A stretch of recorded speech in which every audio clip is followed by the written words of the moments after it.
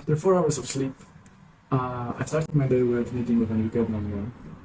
I went to bed really late because I first had to check all of the pushes that the guys done yesterday. I also had to plan all of the stuff for today. I have also connected to quite a lot of people on LinkedIn in terms of the investment. I didn't send any messages so far because the process for me, in my way, is I am going with it, is to first connect to those people, see whether they're actually active on LinkedIn, and once they approve the invitation, then I know that they're active, and I know that if they don't reply to me straight away, it means that they don't really like it. But at least I know that they're active, and at least I know that there is a point for me to actually contacting them.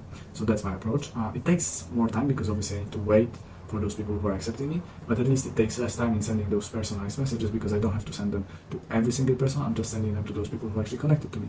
In the same way, I'm building the network of people and trying to get their trust and trying to communicate with them as much as possible. I feel like this way it's way more efficient, I would say, because you're just not waiting for everyone, you're just contacting the people who are actually using it. Except of that, like I said, the morning started with Enrica, then I had a meeting with the web team, then with Ravin, then with Shivam. So like every single Monday, there is a Monday of meetings, I would say, where we talk and plan about the next few days, what they need to do, what's the goals, and what they have achieved over the past week.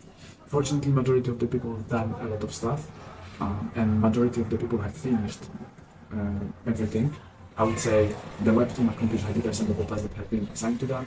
Mobile team, Chris achieved everything. I've checked that today morning and actually was working. The whole flow was working. At the end, unfortunately, there is some error that I told him to fix. Ravin finished 50%, I would say. Unfortunately, he didn't do much last week. We had a chat about that as well today. He's on it right now, and we're pretty sure that he will finish everything this week and even more because I got him a little bit more stuff as well, so he can catch up with everything. Enrique is preparing the full plan. I told him that whether he's going to take like one day or till Wednesday, that's completely fine as far as he knows what he needs to do later on, because we are starting actually developing our own node with our own identity. Right now we are using the Polygon blockchain, which is great obviously because we don't have to store any data. Everything is stored encrypted on the blockchain. We are using the strongest encryption on the market, I would say, for that, so it's super secure. But obviously, every single time we want to update something, we want to create a smart contract, we would like to create some kind of functionality for that identity, we cannot, or we need to pay extra, or the user needs to pay extra, or there is a limit of the different functions that you can write to the smart contract. So all of that stuff influence the thing that we just need to implement our own decentralized ledger solution. We just need to implement our own nodes and make sure that the solution that we need to build, it's built. So that's why we're starting from the digital identity again, our own digital identity, because that's one of the core elements of the whole Uniflow ecosystem. And yeah, so after the whole day of the meetings, David couldn't meet with me today. I've chatted to him for half an hour on the chat. He had the problem with the headset. He helped solve some issues to Nikiruka, but after all the meetings, I again sat down on LinkedIn and was connecting to people. And I'm doing that because tomorrow morning I wake up and I will be able to actually start sending those messages. I hope that I will be able to send around 100 of them, because that's how many people I have connected in the past 2 days. And then in the afternoon I will again sit down on LinkedIn and do the same. So by the end of the week I'm probably gonna contact 500-600 people, at least that's the goal. Because yeah, we started fundraising, I guess. So yeah. One of the very important parts of today as well, actually I forgot completely, was the meeting with Kristina.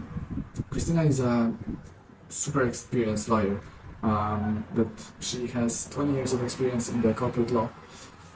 And we had the first introduction meeting where we were talking about cooperation, working together, co-founding the business. So hopefully, maybe she will be our first investor and in the same time co-founder, and he will help me lead the whole team in terms of getting compliance in order, getting law perspective in order, and making sure that everything is set up properly and we comply with all of the stuff. Because in any kind of business, that especially data and finance, compliance is super important, and that's why I decided that one of the co-founders should be a law officer, I would say. Yeah. So we had a nice meeting. We have exactly the same value. We think very similarly about things, how they're supposed to be done, and we value the digital identity on the same level. We both understand how important it is and what kind of future it brings and what values it has. So I think it was kind of like really good meeting. After the meeting, I shared with her the pitch deck and white paper, so she can have few days to just go through it. And at the end of the week, we're going to set up the meeting, the second meeting for the next week, to discuss a little bit more in depth what and how and whether she actually wants to join and co-found the business or not. So yeah, that will be it for today. Thank you very much, and I see you tomorrow.